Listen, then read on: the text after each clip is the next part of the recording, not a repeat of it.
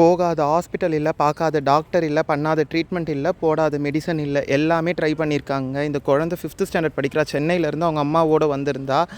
அந்த அம்மா சொன்னதை கேட்டு நான் ஷாக் ஆகிட்டேன். நைட்டு கூட இந்த வீடியோஸை தான் அவள் வச்சு பார்ப்பாலாம். எப்படியாவது இந்த அண்ணா கிட்ட கூட்டிகிட்டு போனாங்கன்னா சரி பண்ணிக்கலாம் அப்படின்ட்டு. அப்போ அவங்க அப்பா கிட்ட பெர்மிஷன் கேட்டு அவங்க அம்மா இங்கே கூட்டிகிட்டு வந்திருந்தாங்க. அப்போ ஃபஸ்ட்டு ப்ராசஸ் பண்ணுறப்போ நான் சொன்னேன் லென்த்லேயே பண்ணிக்கலாமா அப்படின்னு கேட்டப்போ, இல்லைங்க பட்ஜெட் ரொம்ப இஷ்யூ இருக்குது, நீங்கள் வந்து ஷார்ட் பண்ணிவிடுங்க, அண்ட் எங்களால் மெயின்டைன் பண்ண முடியாது டெய்லி ஸ்கூலுக்கு போகிறதுனால கட் பண்ணிவிடுங்க அப்படின்னாங்க. என்ன கட் பண்ணணும்னு கேட்டால் மஷ்ரூம் கட்டே பண்ணிவிடுங்கன்னு சொன்னாங்க. அவங்களுக்கு மஷ்ரூம் கட்டை பற்றி தெரியல போல், ஃபுல்லாக பாய் கட் மாதிரி ஆகிடும் அப்படின்றது தெரியல போல். ஸோ அதனால் அவங்க வந்து ஷார்ட் பண்ண சொன்னாங்க. நான் இருந்தாலும் அப்படின்னு சொல்லிட்டு பாஃப் பேஸ் பண்ணேன். இந்த குழந்தைய மேலே வச்சு வந்த அந்த ஒரு நம்பிக்கைக்காக, அண்ணா அண்ணா அண்ணான்ட்டு என்கிட்ட பாசமாக பேசின அந்த ஒரே காரணத்துக்காக நான் அவளுக்கு இந்த ட்ரீட்மெண்ட் பண்ணேன்.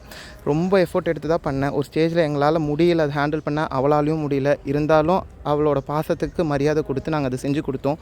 உங்களுக்கு இந்த வீடியோ பிடிச்சிருக்கா?